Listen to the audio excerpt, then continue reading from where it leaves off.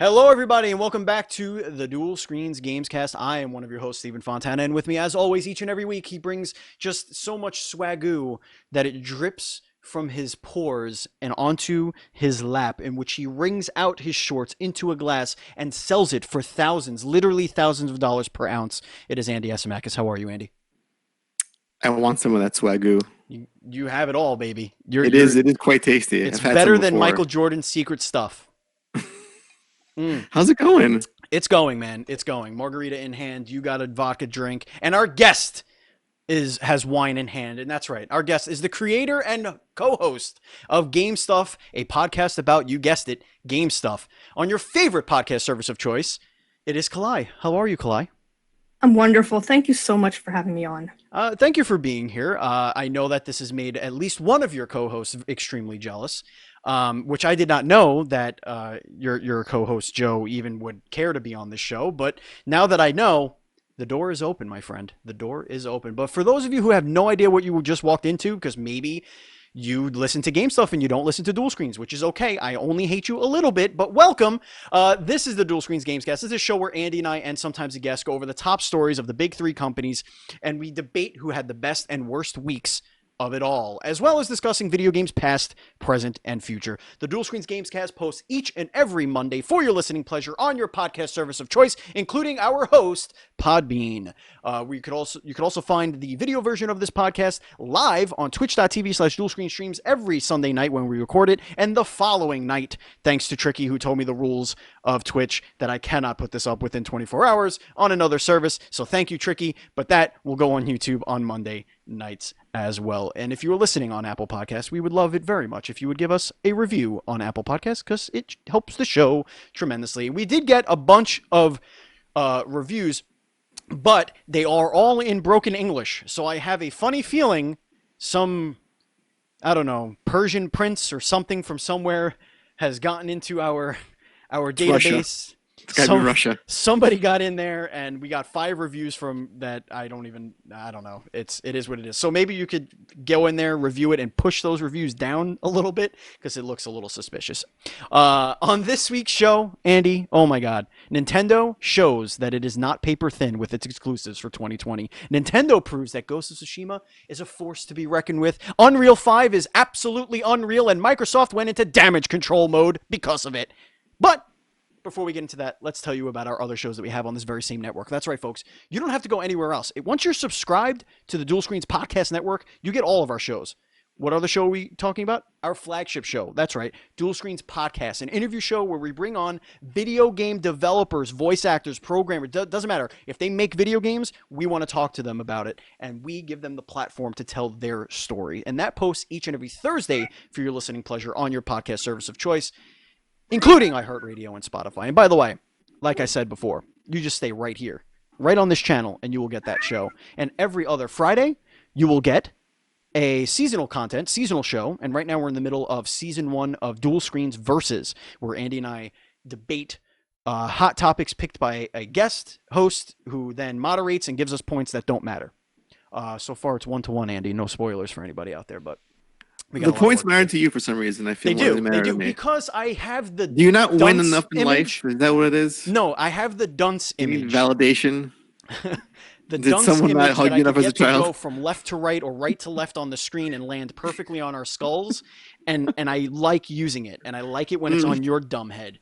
Andy, tell us about our guests that we just had this week on Dual Screens Podcast. If you have ever watched Seinfeld in any way, shape, or form and thought, this is a good show about nothing, but why is it a game?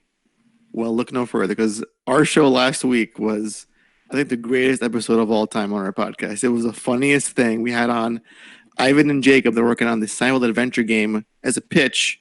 Fingers crossed it gets released at some point and becomes an actual game.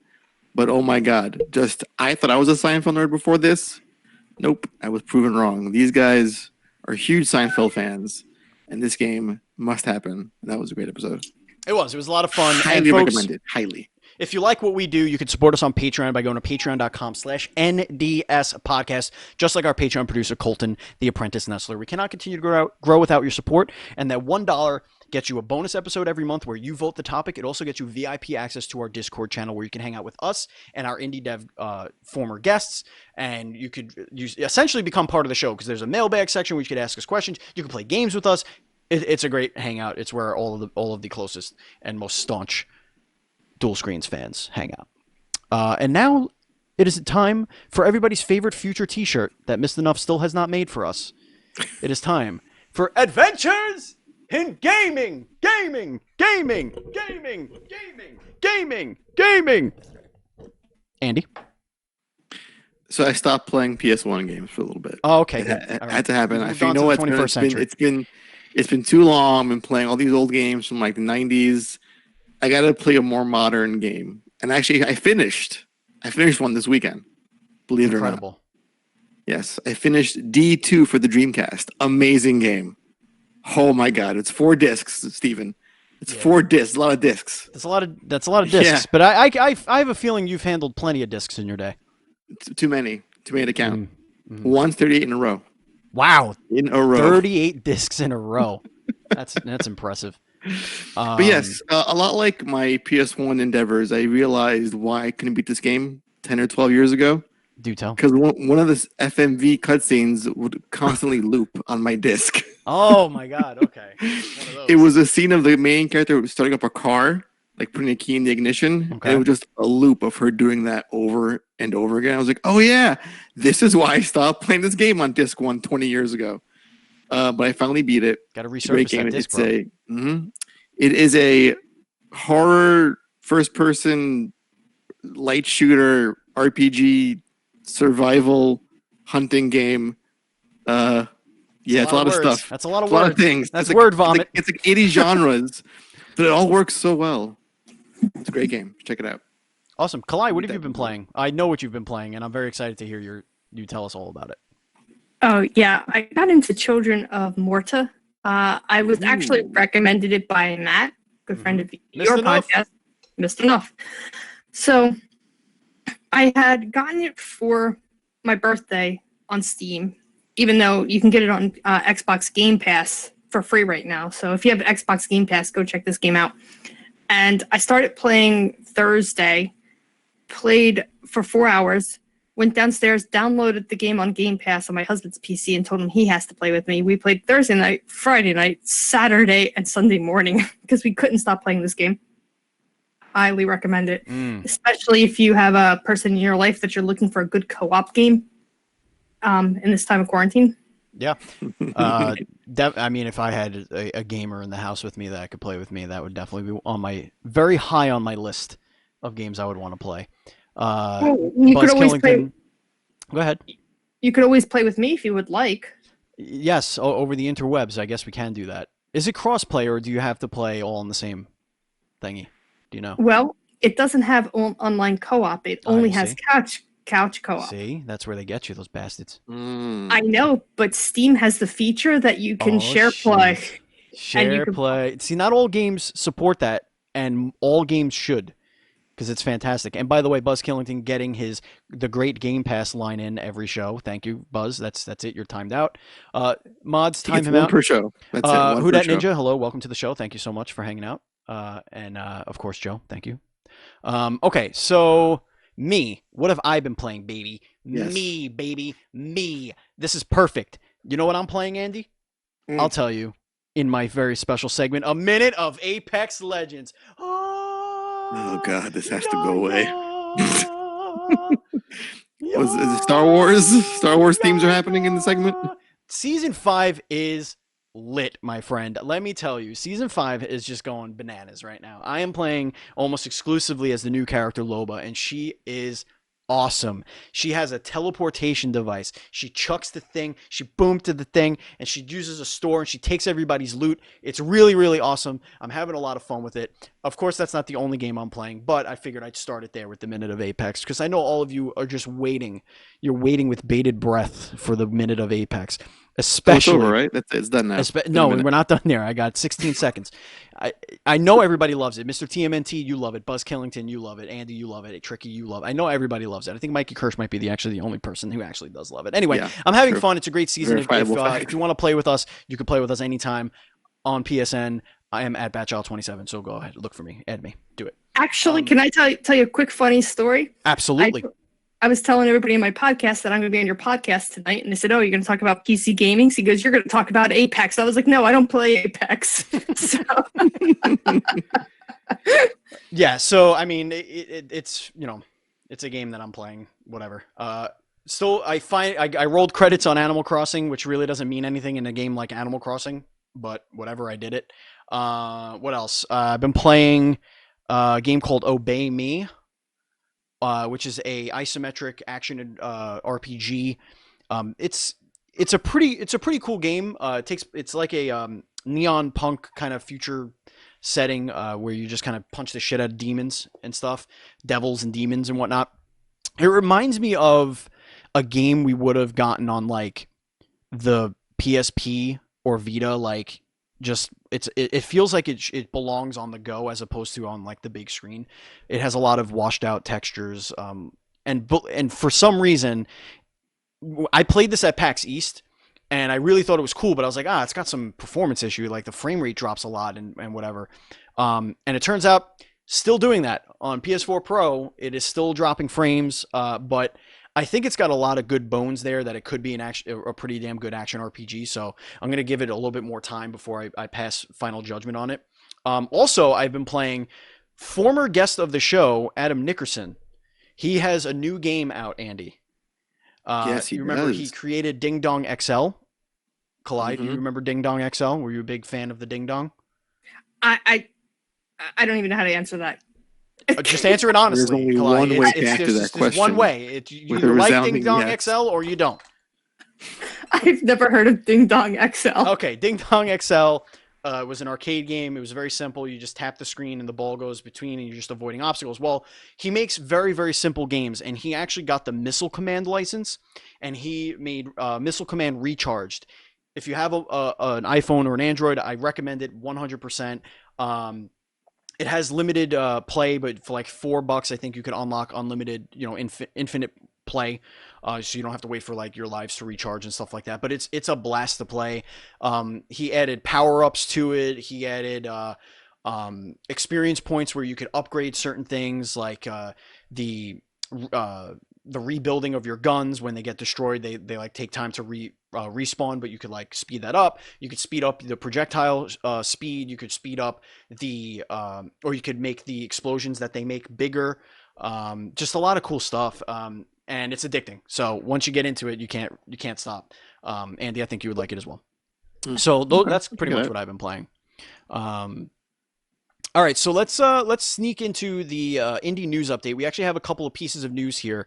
The first one, Andy, I'll kick it over to you. There was this pretty cool like Mega Man Legends inspired game that was fully funded pretty damn quickly on Kickstarter. Yeah, it was a game called Proto Droid. I clicked the link to read the description here, but it crashed on me. Something went wrong. Oh, something went wrong. Like the game's voice acting. True. Yes. Yes. Maybe there's maybe there might be a number missing from it or something like that. Sure, I'll potentially. look into that. In any case, it's just it's very much like I said, like a Mega Man Legends kind of game. It's like a 3D action platformer essentially. Mm-hmm. It looked a little rough, but still, it's you're pitching a potential game idea to people. It looked pretty good in its early stages. But yeah, so if you miss Mega Man Legends, this might be a game you want to check out. Hey, them goals up, stretch goals, which I'd read to you, but I can't. There's a Kickstarter server issue right now, so that's where we got our information. The servers for Kickstarter are down right now, at least in some aspect. But yeah, it looked like a very. It's also a one-man team. Going by yes. This description here. Yep. It looks like it looks like it combines a bunch of like Zero and Mega Man into like one character. It looks like you augment not just like the blaster or the sword, but there's also a headpiece that you could do, a core piece and the feet, and you can mix and match all the different things that you get. They showed 4 bosses. I don't know if there's going to be more than that, but they showed 4 major bosses. But it looks pretty cool and something you might want to put on your radar. We also got Unto the End, which we've had Stephen Danton on this show to tell us all about. That game looks incredible, and that is actually currently right now, if you're watching this live, it's the final hours of a demo that they have on Steam. So if you want to play that right now and you're watching this right now, go ahead and play it. They extended the demo through the weekend. It was supposed to be just a couple of days, and they extended it through the weekend. It's getting a lot of great feedback. I highly recommend giving it a try. It's very unique, very, very unique. Yeah, I don't get that. Why a short time for the demo? Just leave it up there. I would imagine maybe there's some semantics there that you have to deal with Steam. Like if you put something up, maybe it has to be considered an early access. I don't know. I don't know how that works. Interesting. Wait, I have a question. Why didn't you tell me about this at 9:00 at night on a Sunday when I don't have time to play it? Like that's when we do the show, Kalai. What can I tell you? And well, stop listening right now, because by the time this goes in the air tomorrow morning on Monday, this is no longer a news piece. Yes, it's no longer a news piece. It is just totally invalid. You should put onto the end on your radar, regardless. And as this video auto plays, because that's what YouTube does. Andy, what the hell is Cassette Beasts? It looks like a weird Pokemon thing, but like you merge your beasts and then they become other beasts. You become the beast that you capture. And I like it. I like it a lot. You could merge with other beasts to make these weird hybrid monstrosities. Mm-hmm. What's this game called? I'm sorry. Where's Cassette Beasts. Cassette Beasts. That's right. Cassette Beasts. No idea. It looks interesting. Put it on your radar. It looks like a Pokemon-like type game, but they say it's open world. The person was in the video. They jump from like all the way up on a cliff in 2D, like all the way down to like the bottom of the village. I don't know. It has actual good-looking monster designs. Oh yeah, the monster designs look cool. It looks like it kind of looks like like a Zelda game, kind of like a Super Nintendo Zelda, maybe a little more color. Right, like or the old Pokemon games. Yeah, and the Game Boy. Looks cool. Yeah. All right, so that is the indie news update. Any questions, class? Good. We're moving on. Mr. Enough, welcome to the stream. I appreciate it. Welcome to the show. All right, so let's get into the news that didn't quite make the big time, folks. First up here, Andy, I'm going to let you take this one. So apparently we have a potential release date for Yakuza Like a Dragon, which incidentally also means you may have a date for the Xbox Series X console. What? This comes courtesy of a Finnish retailer. You know the Finns, yeah, famous for, Angry Birds and fucking snow, I guess is what they're also known for over there. They posted a date of October 23rd for Yakuza Like a Dragon. Mm-hmm. And why is that significant, Andy? Because what I just said, because it's launching same day as the Xbox Series X. Now, isn't that interesting? Right. Now, if I'm correct, wasn't the PlayStation 5 leaked to be in October as well? That was also a thing. Here. So now we're putting the puzzle pieces together, ladies and gentlemen. There was a rumor, a much debated rumor, that the PlayStation 5 will be here in October. I still don't think. But then again, is October? Does it scream holiday to you? Is that holiday season? If it's after the 30, if it's the 31st, or actually, to me, I don't get a holiday vibe from October. No. I can explain this. Please you can? Yes. Well, yes. Go right ahead. Black Friday keeps getting a week early every single year, and now you have a point. So now we go in October. Yes. Gotcha. October 13th. Is it Friday the 13th? The new Black Friday. Because that would make sense. Black Friday. Mm-hmm. Let's see if Black Friday is on Friday the 13th this year. I mean, listen, this is at this point. It could be a placeholder date for all we know, but right. Speculations abound as always. They could also be fucking with us with the whole launch, meaning launch window. Mm-hmm. I mean, some of these launch windows last into the new year, for God's sakes. The other thing is all. Oh, hold on, you broke up there. We're getting interference from Microsoft. They're trying to take us down, trying to silence us. Infiltrate. They're trying to give us. Yeah, they're trying to silence us. They're trying to put us down. They're trying to put us down, ladies and gentlemen. They're trying to put Kalai specifically down. God, such an oppressor. Kalai loses. They're such an oppressor. The oppressive Phil Spencer is what he is. Damn you, Philip Spencer. I hate that guy. Damn you to heck. Black Halloween. We're going to go to the chat while Kalai works out her internet bullshit. Phil's already had her killed, dude. You know what's happening at this point? She's gone. She had an answer, and then he killed her. And the cat. Gone. Mort. Our camera moved. She's back. Okay, I closed the Twitch. I can't see the Twitch stuff, but she stopped downloading pornography. That's what's happening. Turn off the torrents. No, I was. She looked up Ding Dong XL, then her whole shit broke apart. What happened? Ding Dong XL, we're taking up all the bandwidth.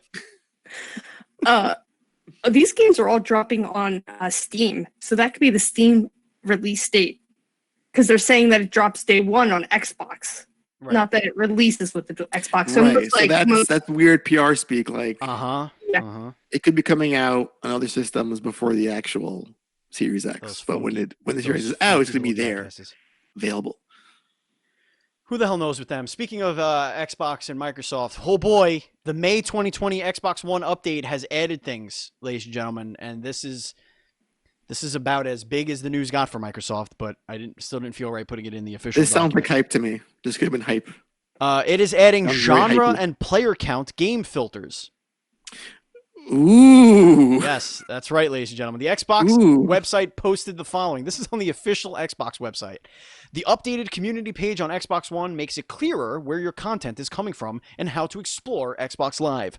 This improved layout. Okay, I got to do this as my like if this was a Xbox Direct here. Pretend you're Phil Spencer. This improved layout splits the page into 4 new channels. We've added a couple of new filtering options for your games and apps, genre, and player count. Try this out with the Surprise Me button for more catered results when you're looking for something different to play. Added with the May release, live thumbnails make it easier to get a glimpse into a stream, before jumping in. Take a scroll through what's happening on Mixer and find a new favorite streamer. There you go. Congrats. They did things. Speaking of doing things, holy shit, we got new games, Andy. I'd rather have nothing. Nintendo gave us some games. Nintendo. On the NES and SNES Online thing. It still exists. Hey, you got to support this platform. What did we get? We got, for SNES, Operation Logic Bomb, which I feel we should drop in the country around this point in time. Yes, that'd be nice. We got Panel de Pon. What the fuck that is? Looks like a Bust-A-Move Candy Crush situation, I guess. Maybe. Sure. I don't know. Wild Guns. And that's actually a great game. Which got a re-release earlier last year, I think. On something or other on the Switch. That'll happen. And then we got the only decent game in this lineup, Ryger, for Nintendo. Right. Ryger's a cool game. It's the only great game worth playing on this list. That's it. We got 3 SNES games and a Nintendo game. That's it. So good. This is where your $20 get you a month, folks. $20 a month. I'm sorry, a year. Well, Nintendo has some news here. Harvest Moon One World was announced for Nintendo Switch. It's coming later this year. This is coming from IGN.com. Japanese developer Natsume announced its newest farming sim game today, titled Harvest Moon One World for the Nintendo Switch. The new Harvest Moon game will be released later this year. It'll feature a new world with both new and returning characters, unique villages, and new challenges as you grow your farm. The story of the game will revolve around a world where fruits and vegetables no longer exist. Gasp!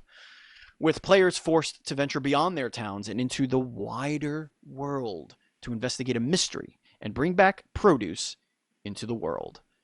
Okay, well, look out, Animal Crossing. Harvest Moon is coming. Now, Kalai, are you a fan of the Harvest Moon? Yeah, Kalai, you like that Harvest Moon? No, actually, I'm very bad at anything that simulates. I just get so bored. I understand. Believe me, I understand. I have a gnat flying around my desk. This is unfortunate. This is what happens when you have to have windows open. Damn it. Where has spring gone?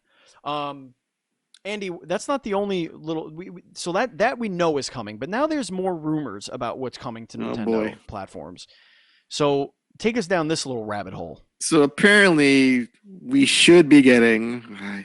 Of course we should be getting an announcement for Pikmin 3 Deluxe on the Switch, because we got to just, we got to milk that Wii U peen as often as we can, because you don't milk a peen, Andy. You milk a teen. You can milk. I will show how to milk a peen. You're doing it all wrong. That's not milk, You Andy. can definitely milk a peen. That's not milk. Do not put that in your coffee, sir, or your Why does protein it taste shake. so Don't put it in good? the protein shake. Anyway, according to VentureBeat's Jeff Grubb, who reports that other Nintendo studios will have this comes off of the Paper Mario Origami King announcement. Right, which we'll talk about later. Yes, there'll be other. Holy shit! Dog. Cujo, gotten a dog. We've gotten a cat. Calm your tits, buddy. He was correcting you on the peen argument. He wants to get milk. That's what's going on right now. He says that there'll be more games ready for release soon. That includes other 3D Mario remasters, which have already been heavily rumored, like the Galaxy games. But it should also include Pikmin 3 Deluxe. Okay, it should also include. Doesn't sound definitive or convincing, but reassuring. I don't get where it seems like if you were to guess what game you'd pick from the Wii U to re-release on the Switch, then yes. That's like saying we're getting a Metroid Prime trilogy release, right? And being like you're some Nostradamus. For God's sakes, just make that already. Oh my God. But he also says that because of the whole COVID thing and the whole we're not getting a direct to the end of time apparently. Right. Yeah. There'll be smaller announcements close to the game's release itself. Sure. So we'll get like here's Pikmin 3. It's coming out next week. Oh, by the way, it's not a bold prediction, but I see it happening. Like I'm convinced it could happen. Sure. But you know what's happening right now, Andy? GTA 5 is free on Epic Game Store until the 21st. That's a get. What in God? They must be paying. They had to have paid. It's that Fortnite money, bro. I'm telling you right now. Holy Testicle Tuesday. I downloaded it. Well, I didn't download it. I quote unquote purchased it. Because I might be the only person on earth that doesn't have a copy of that game legitimately. So there you go. No, actually, I did not have a copy of GTA 5, so I actually also downloaded it. Boom. It crashed the site the first 5 minutes it went up. It completely crashed the site.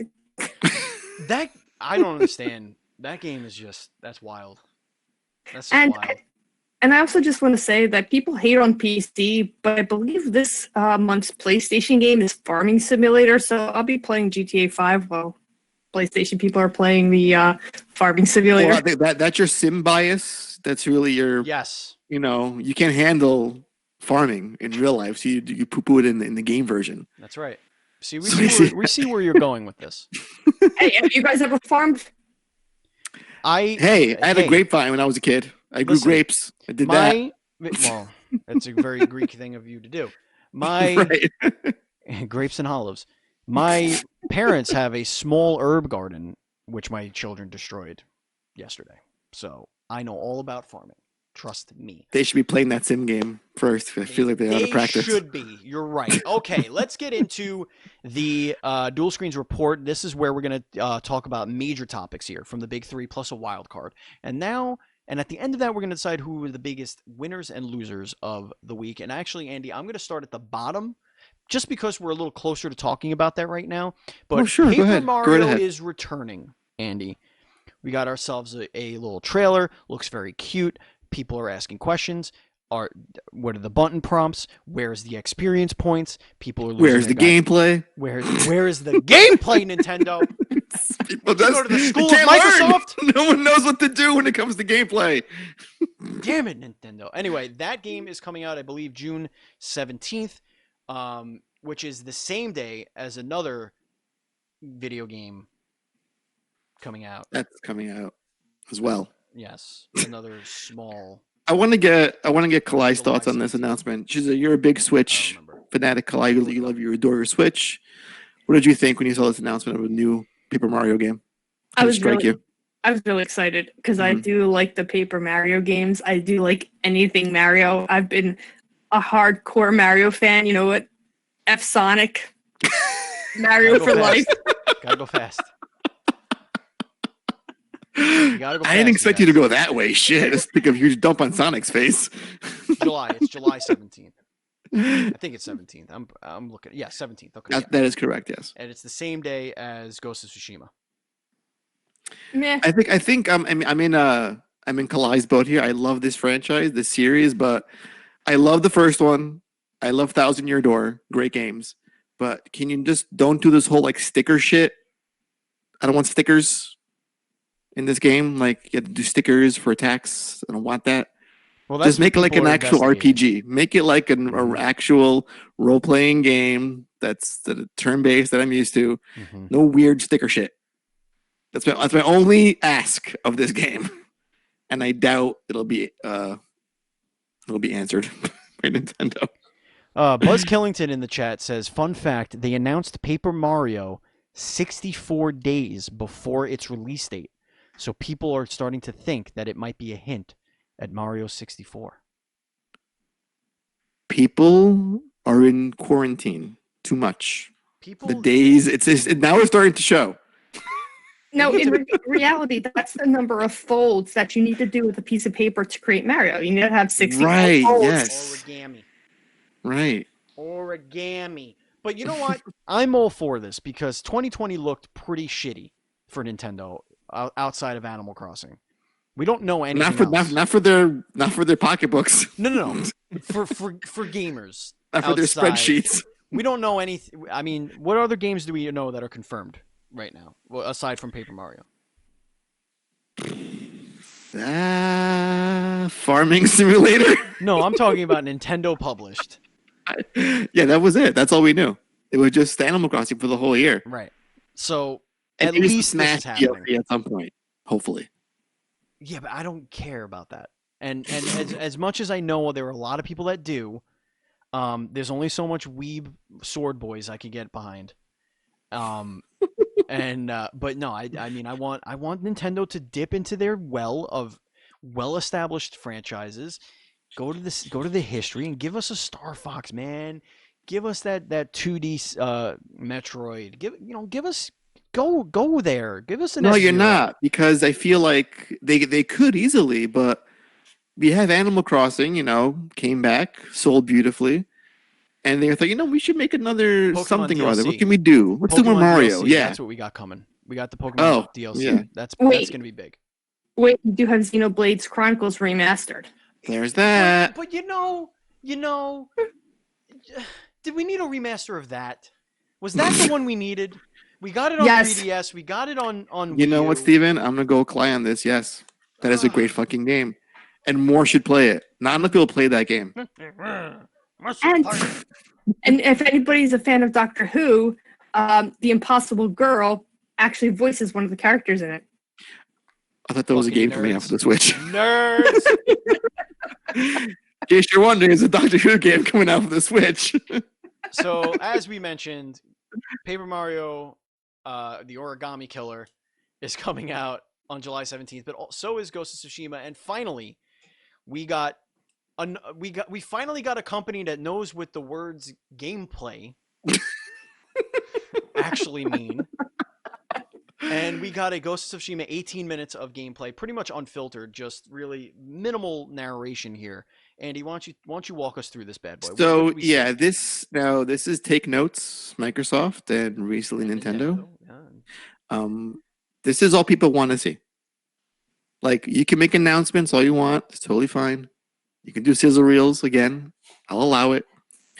But if you want to sell a product, if you want to show people what's going on, why I should invest in your system, you just show fucking gameplay, just a direct feed of the game. And we got some 18 minutes of pure bliss of this game, which I have to admit I wasn't really taken with when I first saw it. I love the color scheme of it.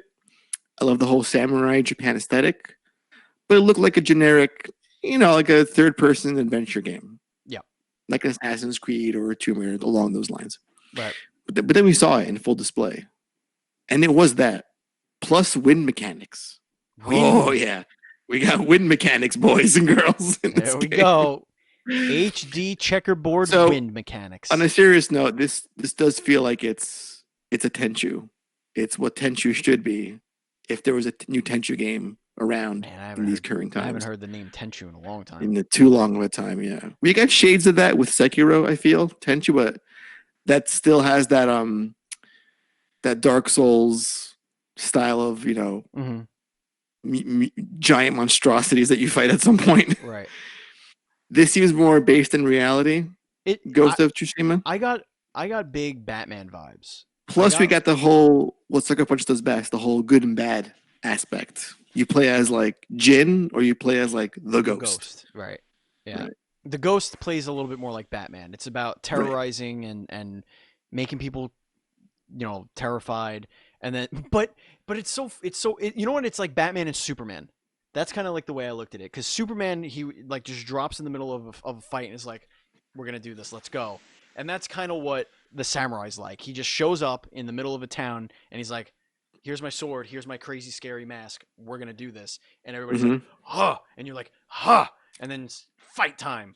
But when you're the Ghost, it's like, "Haha! You don't see me coming, MFer." And I'm gonna throw a pebble over here. And you're gonna go investigate. And I'm gonna throw a fucking bomb over here and blow up after stab you in shit. the back of the neck. And then I'm gonna slit your throat in 8 pieces. Like that. That's kind of what it reminded me of. Now, I was a little bit put off by the samurai gameplay because it reminded me a little bit too much of a Souls type game, and I don't know if that's. Oh, I didn't get that at all. See, yeah, I got a little bit of a Didn't get that. pattern recognition. I was hoping for more of an arcadey feel. It seems more of like a sim feel. No, I think a hack and slash would be a great disservice to this game if you did that. Yeah, you can't do that. I prefer that gameplay for I go play Neo. I understand that's more realistic. Play some Neo, but I prefer that kind of. Did you watch this, Kalai? Did you catch any of this glorious 18-minute gameplay footage we got on Thursday last week? 18 minutes is just way too long of a. Uh-oh, hold on. You're all garbled again. You're all garbled again. She has a samurai sword at the back of her throat. She got ghosted by the ghost. Just so you're all aware, my dog right now, he wants to play so bad that I've let him gnaw on my arm for the last half hour like it's a goddamn meatloaf. I am just torn to shit over here. I've been punctured every way. Like you're back. Like a teen girl on prom night. That's how many holes are in my arm. Okay, so 18 minutes to me is too long. I feel with a lot of these demos that they're giving too much information. I want to be surprised. I want to be pulled in enough that I see it, I understand it, and I kind of got to look at it, when they first showed the original trailer. However, it is a Sony. So my guess is that it's going to have an amazing storyline, but the gameplay is going to be terrible. Interesting. Ooh, I kind of want to go further into that. What is the basis for that critique? What games do you think Horizon Zero Dawn had ass gameplay? Is that what you're saying to me right now in this podcast? Yes. Wow, that's a bold move there, Colin. Let's see if it pays off. The Last of Us. I'll give you that. I think Steven's with you in that category. The gameplay is butt. The Order 1886. I like that. I like that game. I just think it needed boss characters. Other than the game was way too short. I liked it a lot. That was the big defense in that game. It needed some boss battles. Yeah, the storyline is amazing, but they had a Simon Says mechanic for any boss battle, and that's not the kind of. I don't want to play Simon Says. I wouldn't pay $60 on a Simon Says. I'd pay $10 from my local co-op or whatever to play that stupid game. I'll give you Naughty Dog, because Naughty Dog, for whatever reason, their shooting just is but their climbing is great. But you failed to mention God of War or Spider-Man or Spider-Man was great. Again, the Uncharted's. I've only played. Now, if you'd like me to mention God of War, I was trying to be nice, but I played God of War, the first one. I haven't finished it. I played it on Vita. If you want terrible controls, play that shit on Vita, because you have to use. Wait, no. We're not talking about those God of War. The original God of War, like the first one that was on PS2 back in the day on the Vita. Yes. Let's not talk about that. Those games leave something to be desired. God of War PS4 is top tier, if not god tier gameplay. Spider-Man was good. I love Spider-Man. I like the gameplay. However, some of those side quests were stupid and repetitive over and over again. Well, like, I felt that they were trying to put filler. Why the hell? Wait, why the hell? Go ahead. Go ahead, finish your statement. Why the hell would a Spider-Man be chasing pigeons? A superhero would not waste his time chasing pigeons. I'll tell you why, Kalai. Because he is a friendly neighborhood Spider-Man. He rescues cats from trees. He gets red balloons. Pigeons, he does it all. He gets red balloons, and he's kind. and you do not judge this Spider-Man, ma'am. Anyway, that's Ghost of Tsushima. And how many goddamn backpacks does he lose? My mom would kill me if I lost that many. He takes a lot of blows to the head, Kalai. A lot of blows to the head from very superpowered humans. Listen, he's keeping track of Rhino and Scorpion. You can't keep track of backpacks, too. It's a lot to ask for a superhero. I mean, I'd be less concerned about the whole Daily Bugle thing is got to take them pictures. It's a lot for one man to handle. I would be Mary Jane, Aunt May is a whore. A lot of stuff There's that aspect, too. The symbiote at some point had to have happened in that 8-year period. So, I mean, that was taken. I just wonder how many things with the name Peter Parker are in those backpacks. And listen, I would just be grateful he didn't get to fight crime. He did still fight crime. Right. He just forgot where the backpacks were. Yeah. He could fight crime. But aren't the webs supposed to dissolve? We're getting into the week here. All right. Biggest news probably of the week was that Unreal Engine 5 has been revealed. It looked pretty incredible. So they went over their new lighting system, which essentially seems like ray tracing, but it's all done in engine as opposed to relying on the hardware to do it. It seems to be very easy, and it seems that they're doing the same thing for sound, where you could literally just make a room and the light will know what to do in that room, and the sound will know what to sound like based on the composition of the room.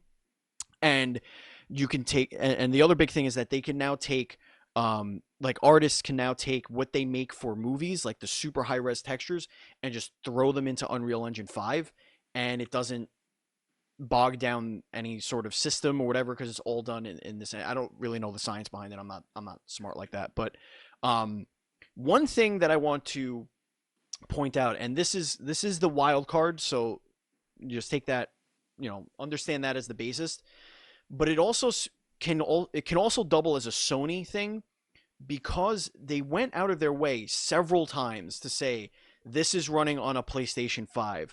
This is running on a PlayStation 5. We're showing you this demo running on a PlayStation 5. They did that so often that people started to wonder if Unreal Engine 5 would work on a Series X. You got those bullshit articles from various websites saying that it'll be different on the Series X, that it's going to have to be ported down to the Series X. Well, after getting this reveal, which was unbelievable, if you haven't seen it yet, please look at it. The things that they're doing is just remarkable. Triangles are fucking everywhere, folks. Tim Sweeney actually came out and kind of calmed down a bunch of what people were saying. So he came out, said Unreal Engine 5 demo on PlayStation 5 was the culmination of years of discussions between Sony and Epic on the future of graphics and storage architectures. The Nanite and Lumen tech, Nanite meaning the triangles and like bringing all that in, and the Lumen being the lighting tech, will be fully supported on both PS5 and Xbox Series X, and will be awesome on both. And he also says also on high-end PCs, and with features for scaling the content down to run on current generation platforms using traditional rendering and lighting techniques. Very interesting stuff coming out of this Unreal 5 reveal. And Kalai, I want to kick it to you first. If your internet doesn't die, what were your thoughts on this reveal? Your internet died. Andy, what are your thoughts on this reveal?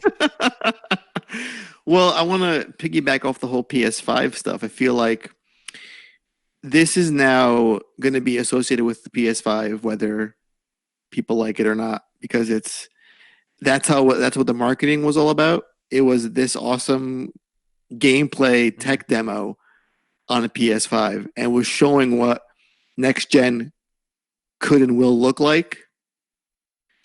And we got a lot of glowing praise from Epic on the PS5, and they said that their SSD is light years ahead of even high-end PCs. They say that what the PS5 is doing is not possible currently on the highest-end PCs, which is interesting. Again, this is what I've been saying about PS5 and Sony for a long time, their marketing shenanigans.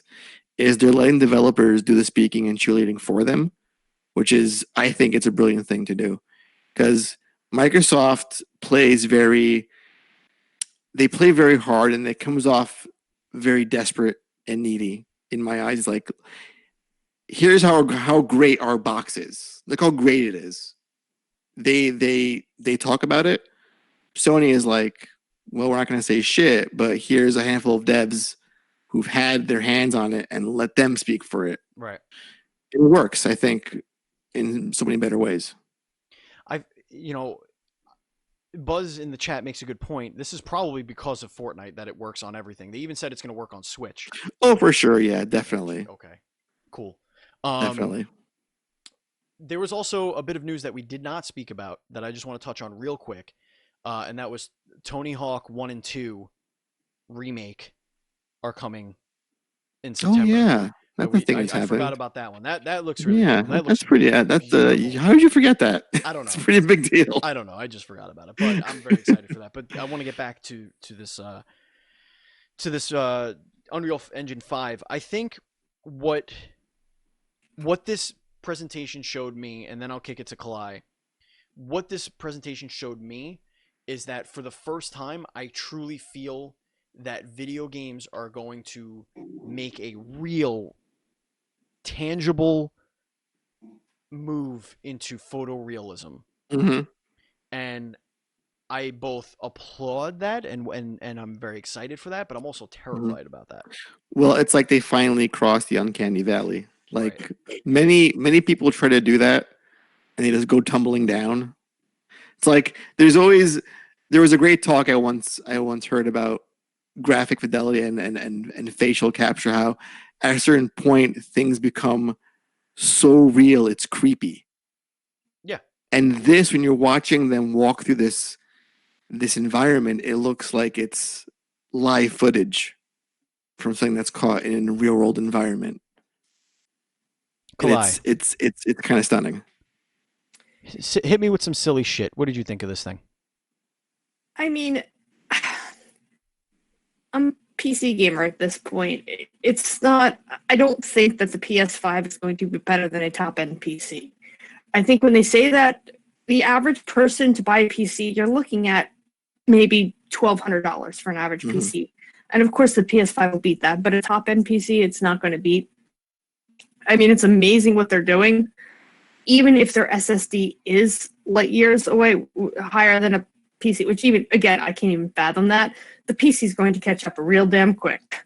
And then I'm going to just swap out my little stick with a much better SSD while you all are like, what do I do with a screwdriver? Where does the screwdriver go in on a PlayStation? It's gonna have the little star screwdriver, the little funky one that's hard to get. Yeah. I mean, what it seems like they're talking about is not necessarily the SSD, but the way the SSD interacts with the motherboard and CPU. Like, they're creating a proprietary architecture for that. So I don't know if that is going to be something that others are going to be able to figure out or whatever. Most of the evidence that we have is that most developers and hardware engineers are kind of blown away by what they have been able to do in that aspect, which is, as gamers, we've been taught that graphics are everything, right? We've all been taught that like graphics is the indicator of what is power.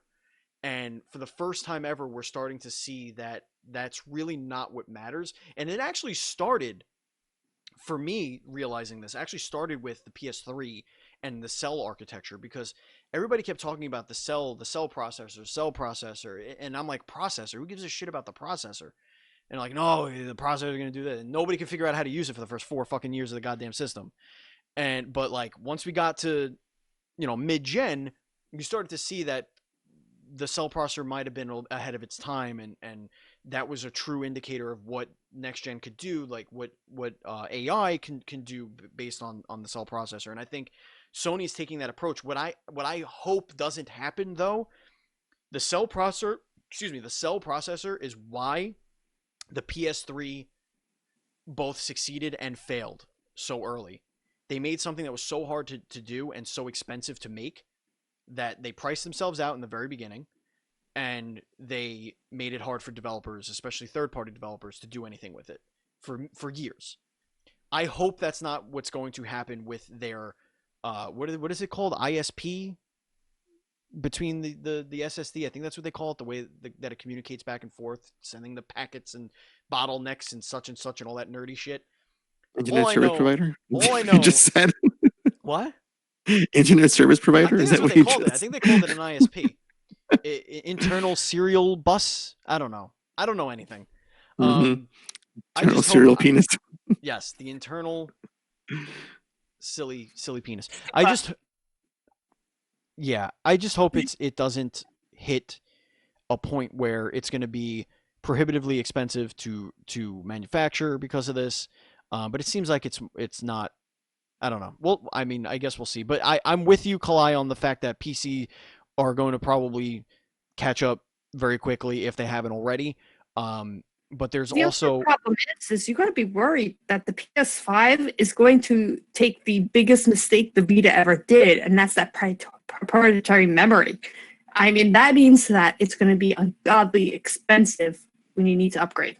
Well, they said that the SSD. They said right now that their proprietary chip that communicates SSD to the board. They are testing this on multiple SSDs, and they've said that many SSDs that are out in the stores will be supported. They just haven't tested them all. I think they said they tested like 6 of like the top store brands. Like I would assume that would be like Samsung and whatever. Um, uh, Western Digital, like shit like that. But Microsoft actually has the proprietary hard drives.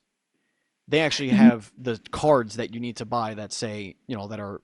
I mean, you can obviously still plug a USB port, in or storage, but they actually have proprietary memory. That's actually closer to what the Vita did, which is stupid. Right, that is correct. However, a lot of times with Microsoft is that they start off proprietary, but then they expand. Like, let's look at the controller, the Xbox One controller. When that first came out, you had to have that proprietary headset with the special adapter. And then they're like, well, that exactly, and they fixed that. Oh god, that's the thing that was real. But the 360 had that hard drive. The 360 had that stupid hard drive that you snap to the top of the system. I think what did it come with, what did it come with, a 512? I don't remember. Not enough. Yeah, stupid, it was super 126 tiny. Maybe it came with something stupid. And then you had to like upgrade that, but it was it was like that big. It was huge. And you had to snap that to the top of the system.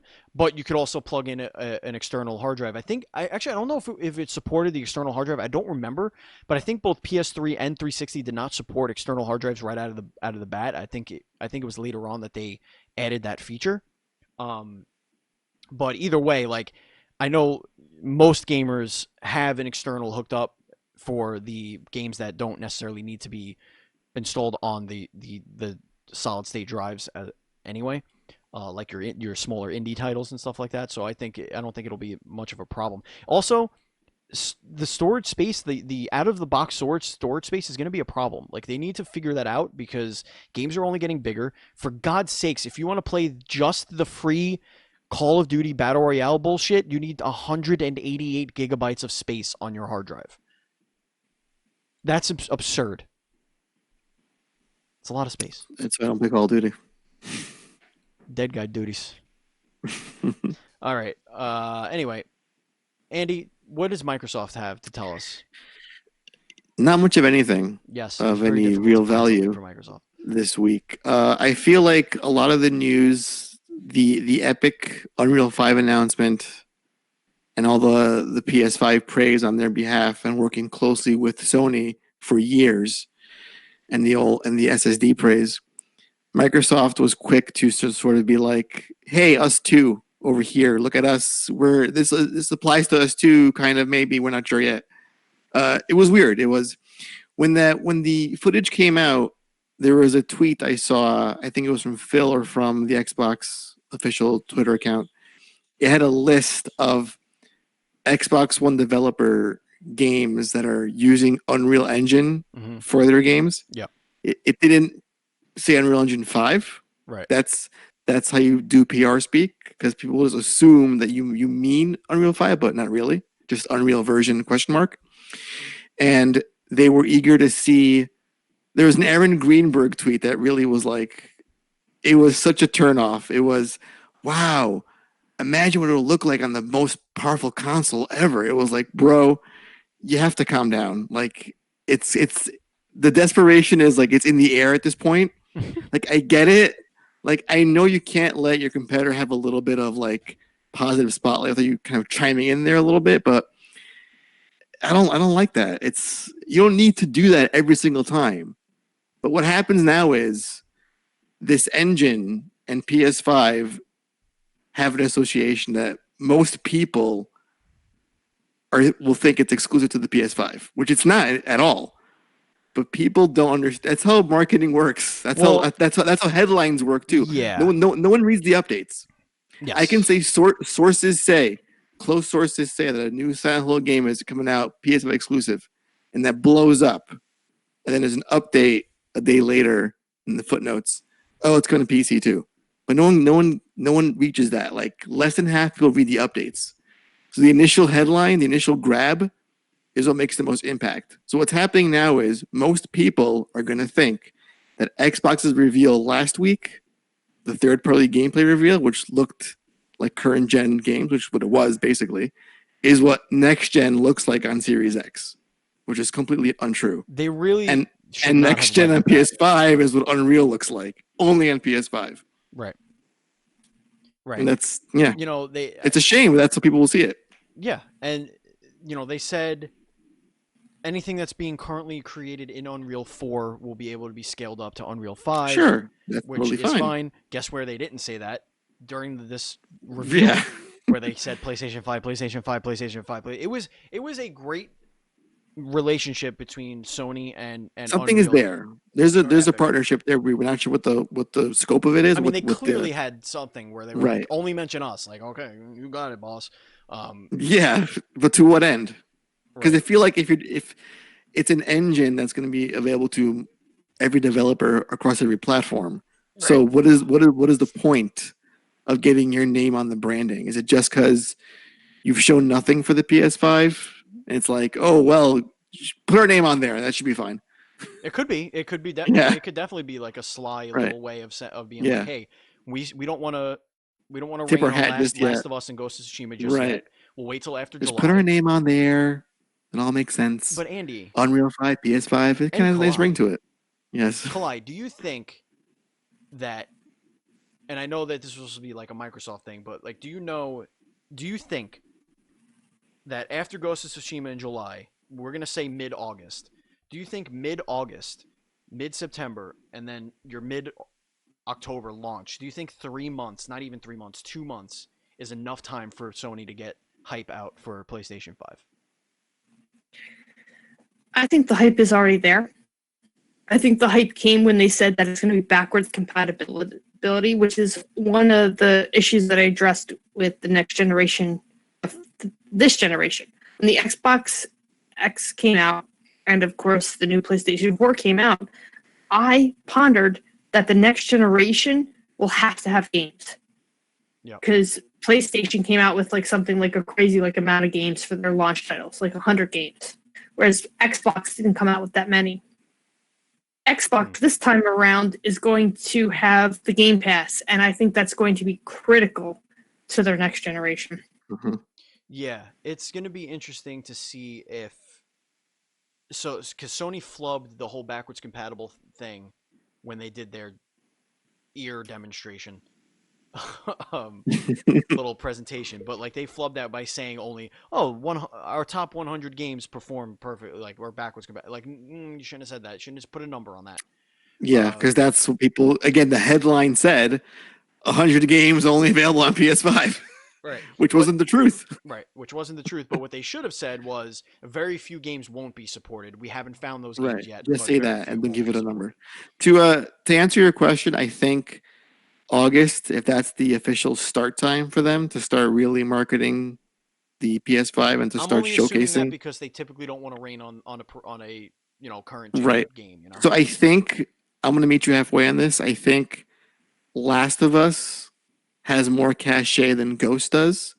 Ghost looks great, but I think they don't want to take away from Last of Us coming out. So I think once that's out the door, end of this month, June will be when they'll start showing more on PS5.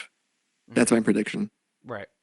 Yeah. Buzz Killington in the chat, he actually has something very interesting to say. He says he has a prediction that it's going to be a Sony Epic partnership for bringing future PS5 games to the Epic Store, since Sony does not have a way to get to PC like Microsoft does.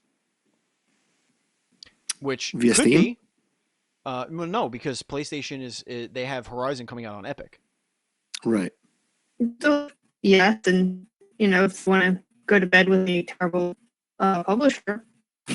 I mean, Epic has been doing a lot to give back to the indie developers. So, like, I mean, I don't know how Steam is butt. I think I understand that, and I've talked to indie developers where I said, "What do you think about what Epic is doing for indie gamers?" And I think over 50% said the exact same thing to me. I would rather put out on Steam. I was like, okay, Wow. yeah. I was really impressed. A lot of indie developers were like, you know what, the store just isn't that great. Okay. Yeah, I think it all matters of the deal you get, because they were saying, like, we've spoken to a few as well, and like they were saying that you get different deals with different stores, but Steam is all the same. You throw it up there, it could die, it could go great, you could hit the algorithm, you could get plugged, you could not get plugged. I don't know. Mr. TMNT in the chat says Sony's stupid for putting their games on PC. The one thing they have left is their exclusives. Yes and no. I agree for them that to keep the mystique of the PlayStation brand, I think it's very important to keep your exclusives where they should be. But for gamers, like, it's the same argument that people have been making for Xbox, is like, it's good for gamers, get the games everywhere. You're gonna make money on every sale. Why cut part of your audience out? Well, I think Sony's approach is a little bit different, because if you're talking about Horizon, which it's coming at least 4 years after its initial launch on PS4. Years. Okay. 3 years. Right, still, that's a long time though. So it's not Right. like If they continue that pattern. That is where I feel you'll lose me Right. in the why am I buying your device if I could just get a high-end PC and just have that for my every single game box? Right. But Sony is like, well, we'll have it on our system first for a couple of years, and then we'll get the good audience, the install base, and then for those who haven't bought a PS, device and only got a PC, we'll buy it on, years later though. So if you can wait that long, that's fine. But different approach. True PC gamers will wait that long. I know a lot of people. I know a lot of people that waited a year to buy Borderlands 3 because they refused to buy on the Epic Store. Yeah, that's dedication. I don't get that. That's fanboyism right there. Like, why? The game's out. Buy the game. We have some mailbag questions that I'd like to get to. Sure, of course. I'm sorry. This one's about the state of play. This is coming from Missed Enough in our Discord channel, which you could join. If you join our Patreon at any tier, you get an invitation. That's patreon.com/NDS podcast. Enough says, after the recent state of play and the larger reveal of exactly what Ghosts of Tsushima is, there's been a lot of discussion around how derivative it is of other franchises, which we've spoke about already. All these seemingly come to the same conclusion. It is derivative, but is that really a bad thing? In a world where original art and original ideas are hard to come by, how important is it a game be completely original? Do you feel similarly about GOT or GOT? What's GOT? Ghost of Tsushima. Never mind. I thought he was referring to a different game. Do you feel similarly about Ghost of Tsushima, or do you feel like most of the comparisons are only looking at the game on a surface level? I'll just say that I think, yes, we're looking at surface level, because 18 minutes is not enough to really know what a game is. We don't have the controller in our hands.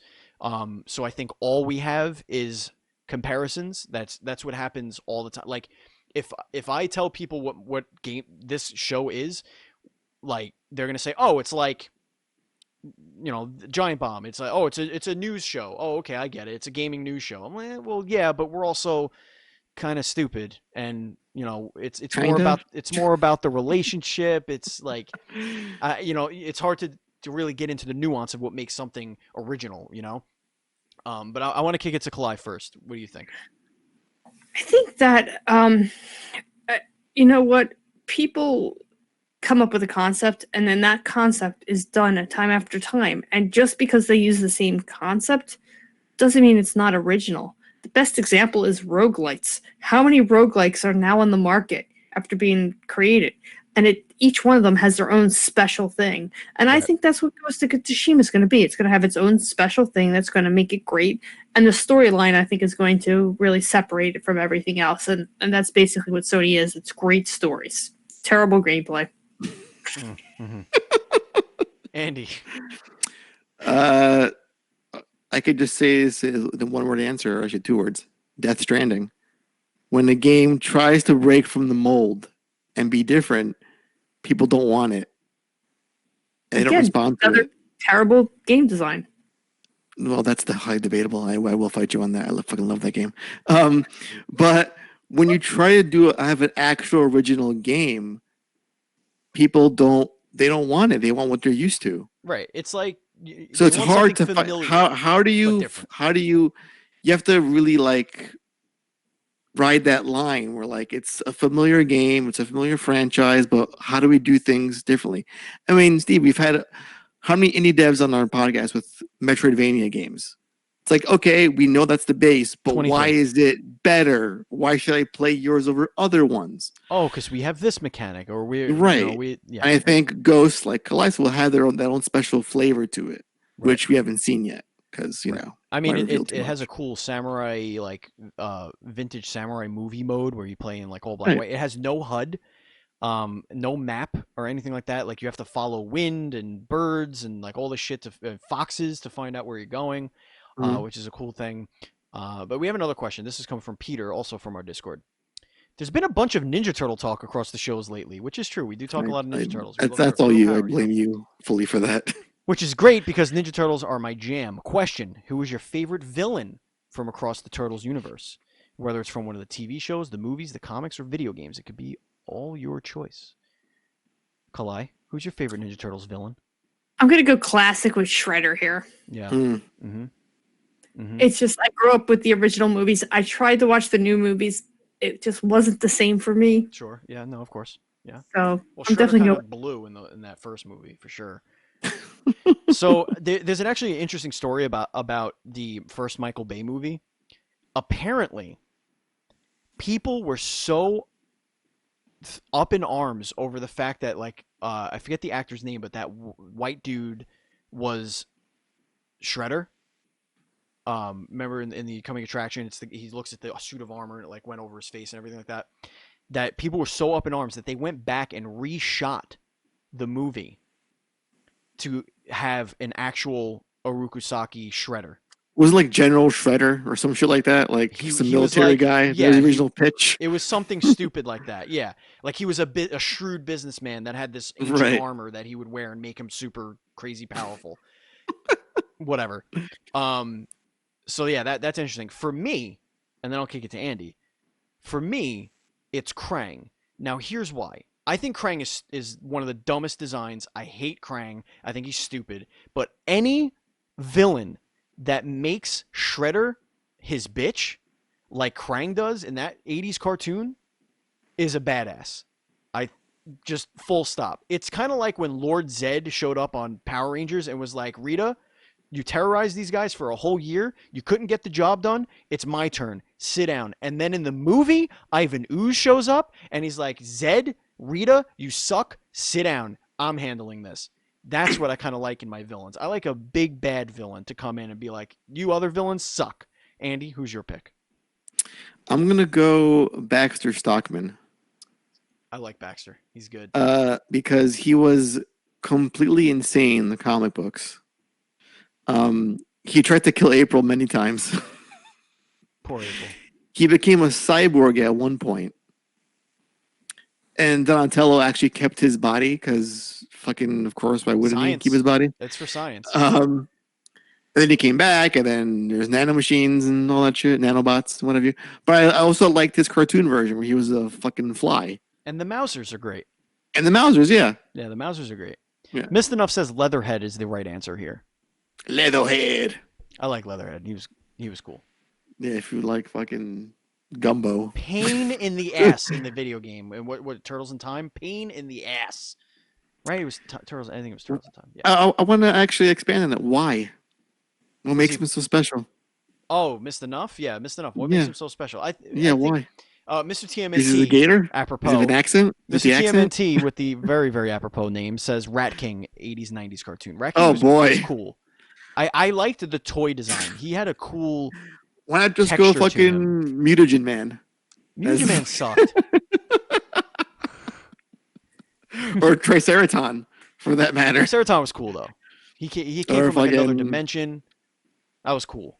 Woodchuck and what was the other one's name? I mean, there's Bebop and Rocksteady. They're Gerbil. they're god tier, right? Nah, they're just bumbling psychics though. God tier, get out of here. They are. Metalhead. They're instantly Metalhead, yeah. But Metalhead, no, yeah. they're instantly recognizable. Like there's 5. There's your 5 main TMNT villains. You have Shredder, Bebop, Rocksteady, Baxter Stockman, and Krang. Like those are your 5. Like that's the rogues. That's like your Joker, Mr. Freeze, Riddler, Penguin, Catwoman. Like that's like your main villains. Wingnut. TMNT says Wingnut. Shut up. Fucking Wingnut. Someone's got a screw loose. That was a pun. Because that was the other one. His little psychic guy. Well, if there are no more questions, we're going to kick it to the chat. Chat, if you have any questions, now's the time to get them in. So get them in now while I'm going to go over a couple of other things here. Ladies and gentlemen. Who are the worst turtle villains you can think of? Yeah, all of them. Anyone else, really. Ladies and gentlemen, if you want to follow the show on social media, you can do so. We are at NDS Podcast. I am at Batchild27. Andy is at Pants Guy. And our Facebook group is facebook.com/groups/DS Podcast. Kalai, do you have your doc open where you can tell everybody where to follow you and your show? Absolutely. Yeah. You can follow me on Twitter at Kalai21. That's KALAI, the number 21. I do a podcast called the Game Stuff Cast. We talk about everything from PC gaming to PlayStation to Xbox to Vita to Switch to PS3, you name it. One of us has probably played it. So if you would like to check us out, we are on all major podcasts. So we are definitely there. We also have a Facebook page. It's Game Stuff Podcast. Just ask for an invite and we'll invite you. I like to keep it private so my boss doesn't know I'm on Facebook at work. Smart. And of course, you can always get in touch with me on Twitter. Our Twitter is at GameStuffCast. So yeah, check us out. Come talk video games with us. I just love to talk video games. Who are your other hosts? We have Joe, who is, of course, Mr. TMNT84, who is in the chat. We have currently Roberto, who is at Jehuty88. That's JEHUTY88. He is great on the indie games. Loves talking about indie games. So if you're looking for a new indie game, come listen to us. And, of course, right now we have Corey, who is from Canada. He's the Grounded Gamer. That's 2 Ds, no E, double D, no E. On Twitter. So definitely, no, seriously, come check us out. We would love to talk with you guys. Awesome. And we don't have any questions in the chat, so that's good. We're good. So we can just kind of move on down here and wrap this thing up. Ladies and gentlemen, again, if you want to watch this live, we do it every Sunday night on twitch.tv/dualscreenstreams. If you're watching later on YouTube, thank you so much. You could subscribe to our YouTube channel at youtube.com/dualscreens.tv. Thank you, Zazu Pitts, for our theme song. Thank you, Matt Murray, for our overlay, which you're watching. If you're watching live, thank you very much. And our logo, of course. Thank you, Andrew Douglas, for all of our cartoon art. And again, if you want to join our Patreon, it's patreon.com/NDS podcast. And if you want to buy any of our merch, it's dualscreens.com/store. That's DUEL screens.com/store. Andy, is there anything you want to tell the kids before we go? Yeah, can we pick some winner and losers here on the show? You know what? We should. We need to write that in the doc so I stop forgetting about it. You say it at the beginning of the show every single week. But I'm Ron How do you Burgundy. always forget to do this? I'm typing it in now. Winners and losers. Period. All right. Winners and losers is in the doc. Who do you got winning before we go? I'm saying it's Epic and then by extension Sony because of just how it was all branded in the marketing for the unveiling of the Unreal Engine 5. Yeah. And loser is Microsoft because fucking pay attention to me, please. Kalai, who do you got? Winners and losers. I'm going to go with winner is Nintendo for announcing Paper Mario. Ooh. They are not big into graphics, but their gameplay is amazing, and I just want to give them props for that. The loser, it's kind of hard for me. I mean, I hate to say Microsoft because Microsoft did shine on the third party that is coming to the That Xbox. was last week's show. Don't you go into the past to be making winners and losers. This is about this week. All right? Let's not get crazy around here. All right, then Xbox because they didn't put out much, I guess. You're damn right. For me, biggest winner is Sony because they showed what we know as gameplay. They said we would get gameplay, and they fucking delivered gameplay. How hard was that? And the loser, of course, is Microsoft because they probably showed more gameplay this week than they did when they said they were going to show gameplay. And by that, I mean the Unreal 5 engine reveal that they said was on a PS5 is probably also going to run on an Xbox Series X. So there you go. You got gameplay for that then, too. No hype zone this week. I have one last thing to say. What? I have one more winner for this week's podcast. One more winner. Here we go. A winner is you, ladies and gentlemen, for listening. Thank you so much. Well, it is me because Kalai's here, and I miss Kalai so much, and having her on the show means a lot. So thanks for being here. Fix your I miss image. you, girl. I miss you, girl. I fix your internet. I know. Stop downloading ding dongs. No, maybe yeah, watch with your ding dongs. All right. We loved having you on. You're always welcome here, and if you ever want us to completely sandbag your podcast, you let us know anytime. We'll be there. Thank you so much for listening, ladies and gentlemen. We appreciate it. Thank you, Andy. Thank you, Kalai. And as always, please